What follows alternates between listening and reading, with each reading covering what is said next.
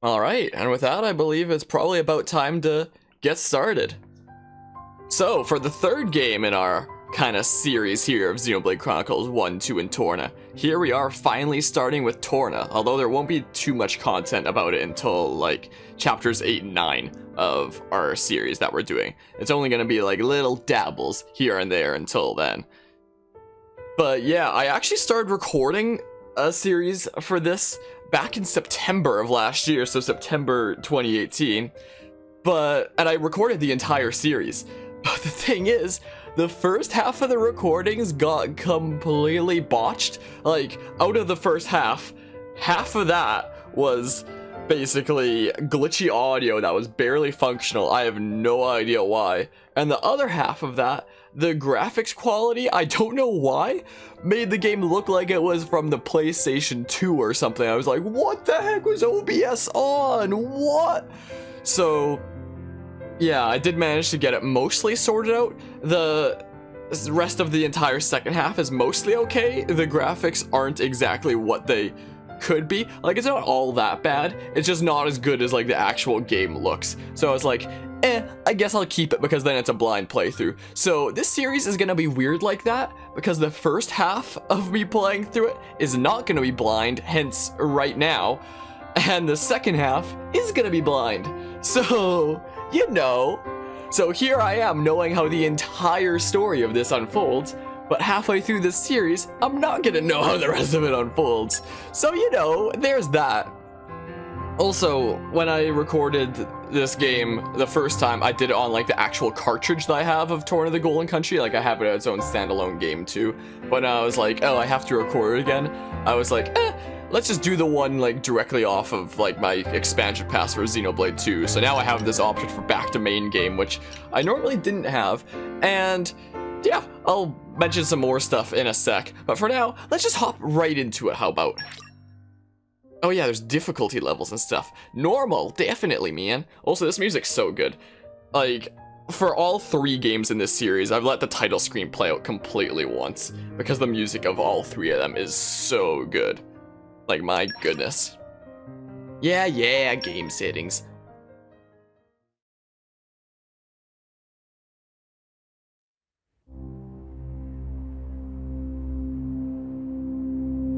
The year was 3564.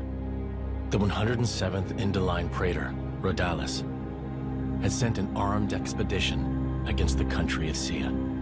Its capital, Amranta, fell overnight and sank beneath the clouds, along with the rest of the Titan.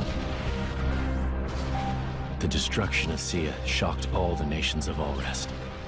Officially, the act was attributed to a military alliance led chiefly by Indol and the emerging power of more Ardain.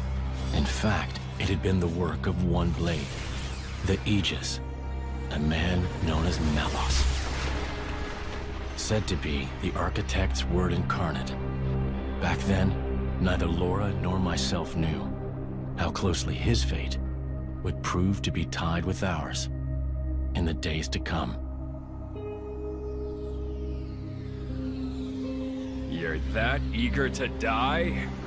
Then allow me to assist.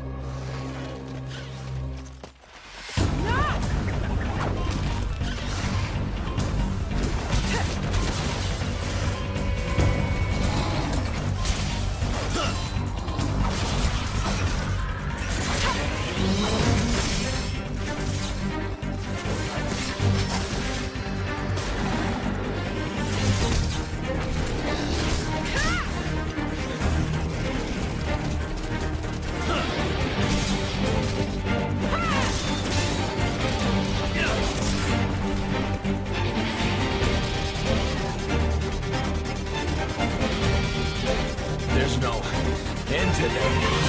And it's not just the Vulcan ferrets. Even the Balufos caught up in it.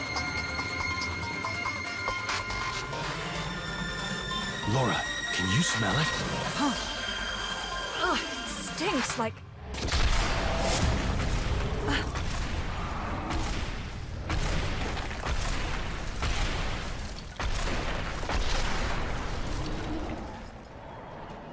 Yeah, no doubt about it. Blood. It's driving them crazy.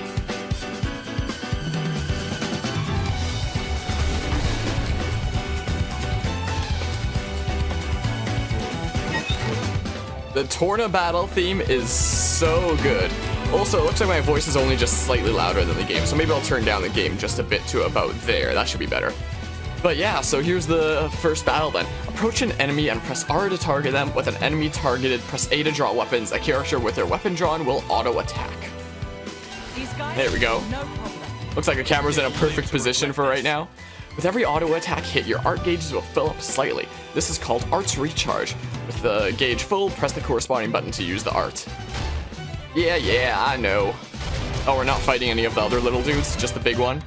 But yeah, the Torna battle theme is like the best thing ever. If you use an art at the precise moment an auto-attack connects, you can cancel into the art without winding down from the attack. This is called action canceling. And yeah, it looks like the audio levels are A-okay. You can cancel art into specials too. And by unlocking certain nodes on affinity charts, it becomes possible to cancel art into other arts. It's like the best node on the affinity chart there is. Successful cancel will charge a special gauge more than usual, so it's worth learning this tricky technique if you want to maximize efficiency. Sure. A team is composed of a driver and their blades. The level, experience, HP, strength, ether, agility, dexterity, and luck stats are common to all members of a team.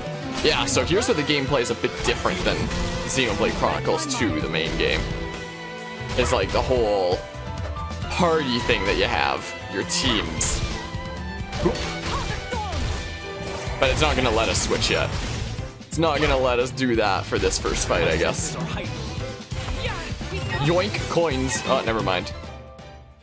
In battle, a team is split between vanguard and rearguard positions. The character in the vanguard is the attacker, while the rearguard plays support.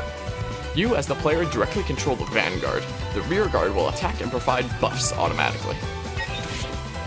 Neato, man. Yeah, let's target one of these ones. Oi! My health is getting low. When you receive an attack, the damage you took will be displayed as a red bar indicating recoverable HP. This damage is healed by using a Vanguard switch. The recoverable HP will drain over time. Performing Vanguard switches whenever you can and keeping your HP is the key to victory. Or keeping your HP high. When a team's HP reaches 0, they will be incapacitated. I don't know why I always read that as incapitated. For whatever reason, I just do. If you can't continue the fight, you'll be returned to the last landmark you passed without any further penalties. Yeah, so I'm kind of waiting for Jin to charge up there. Just a wee bit. He will be soon. I need like an HP potion or something. Alright, let's switch. Oh, it's gonna let me now. Oh, I think I did it like right as the prompt came up, so I already switched.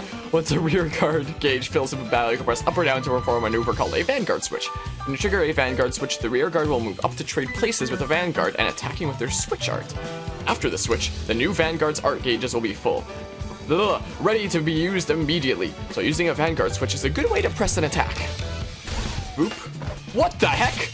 Oh my goodness, that was a weird glitch there. What the heck was that? It like teleported me backwards and made me invisible. I have never seen that before. Well, that's a good way to start out the game. My very first switch and it freaking glitches out. Isn't that something right there? Oh, another one. Another one. A specialism move. Yeah, I just did it. It's a move that uses the cooperation between the team members to great effect. Using arts will in turn charge a special gauge. This is called a special recharge. Oh yeah. When this gauge is fully, you can press A to use a special, so that's like the same as Xenoblade 2. Yeah, man. And you can cancel arts like this with switches to charge up more. And you can do crazy chains like that, and I kind of messed up the cancel for the last one, but you get the idea. Maybe you get the idea. Something like that. Falcon kick! Oop. You can charge the special gauge up beyond level 1 all the way up to 4, whereas level 1 has the Vanguard attack alone, levels 2, 3, and 4 are a real team effort. But first, here's a free special gauge top-up so you can try using level 4 special admire Laura and Jin's flawless coordination. Gotcha. Alright, let's just wait for that to get to level 4. Hopefully the enemy doesn't die before then. Cool. Using a special, a button challenge will pop up on screen. Press the right button at the right time as instructed, and those effects will be magnified. Neato, man. Yeah, this is gonna be some crazy overkill here. Neato. Superb. The announcer of Xenoblade 2 is like the best ever.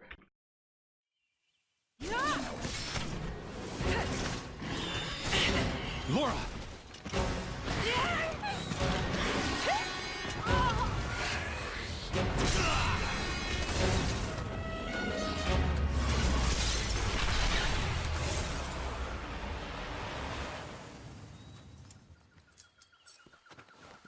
Thank you, Jin. Well, we've got room for improvement. Of what? This fighting style. It magnifies our strength, sure, but it leaves us wide open. When the sword is in my hand, you're left defenseless. What, you won't keep me safe? Huh? I'll keep you safe always. I'll keep you safe, always. You still remember that? I've thought about it. Every day for these 17 years. I'll never forget it. The day you set me free from a life of misery.